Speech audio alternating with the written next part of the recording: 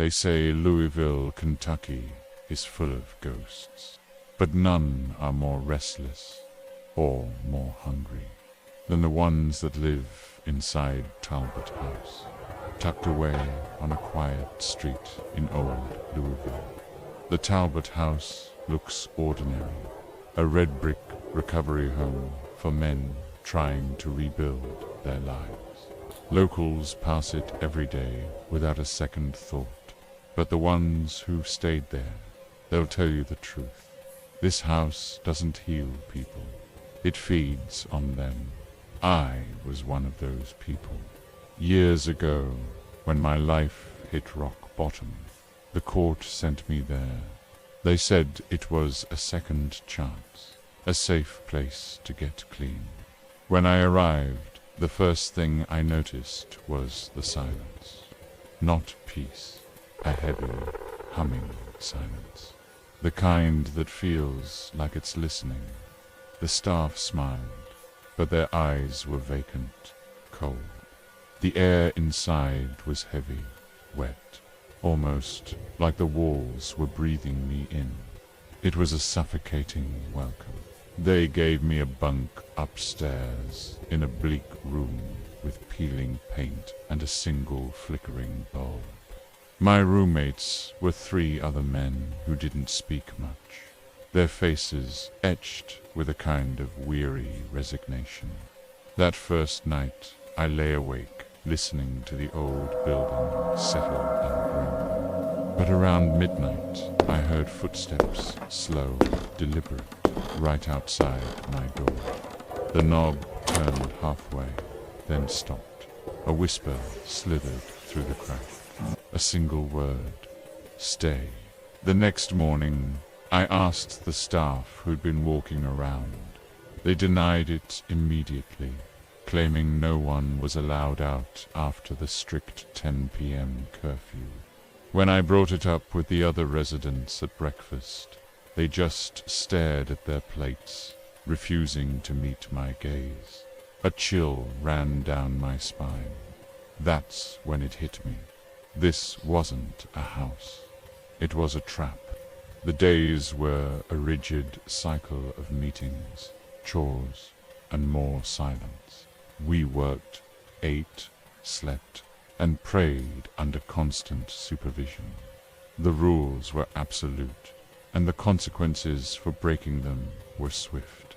Anyone who stepped out of line was gone the next day. Their bed would be stripped, their belongings vanished. When I asked an old-timer what happened, he just muttered, "The house takes what it wants. Don't ask twice." His words hung in the air, a warning I didn't yet understand. At first, I dismissed it as old-timer ghost stories, the kind of tales you tell to spook the new guy. But then the whispers started.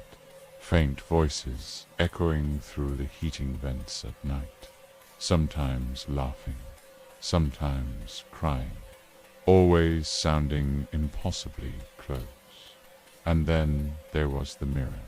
In the main hallway, there was this tall, ornate mirror, its glass cracked and blackened around the edges. Everyone avoided it. One guy swore he saw his reflection blink when he didn't. Another said it whispered his name when he walked past. Things got so weird that the staff finally covered it with a heavy sheet, but that didn't stop it. The glass would still rattle in its frame whenever we gathered for evening prayer, like something was trying to get out.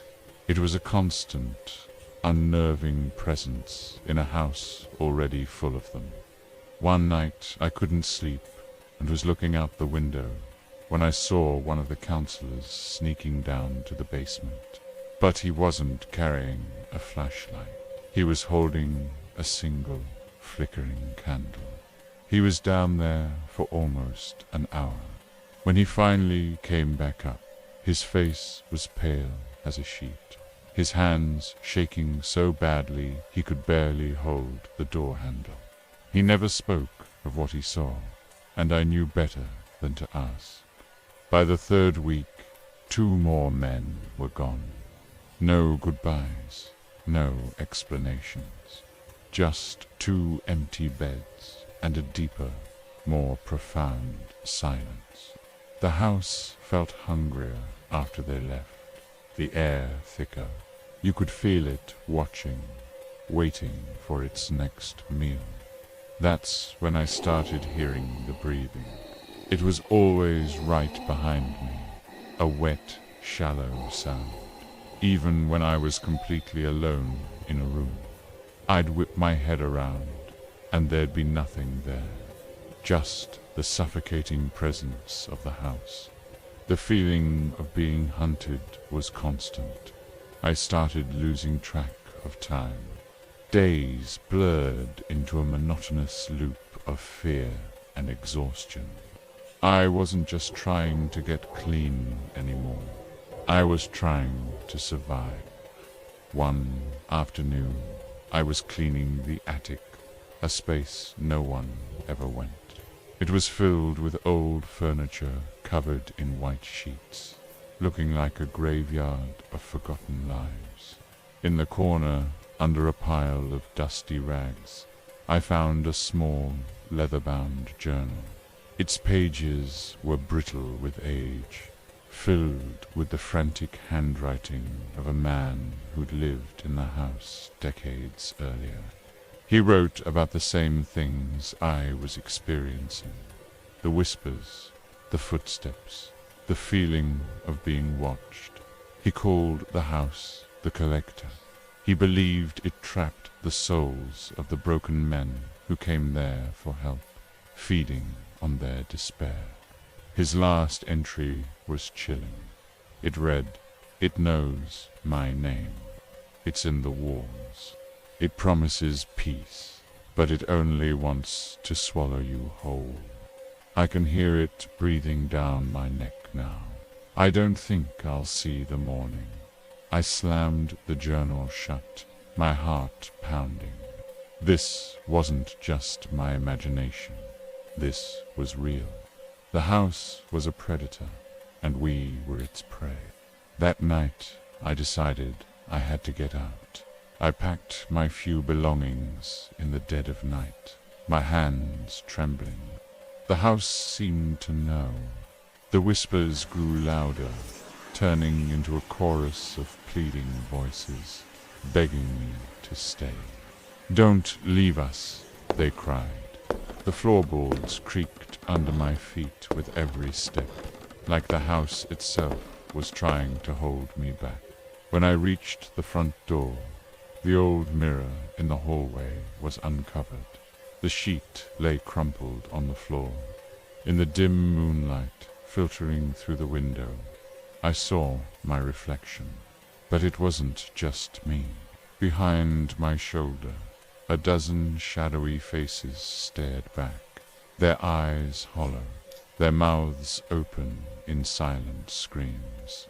They were the men who had vanished, the men the house had taken. My own reflection smiled a cold, empty smile, and it whispered, "Stay." I didn't hesitate. I threw the door open and ran. I didn't stop running until the sun came up, until the oppressive silence of Talbot House was replaced by the sounds of the waking city. I never looked back. I broke my parole, but I saved my life, or what was left of it. Years have passed. I managed to get my life together far away from Louisville, but I never forgot that house. Sometimes, on quiet nights, I can still hear the whispers. I can still feel the cold breath on my neck. I know the house is still there, on that quiet street looking ordinary.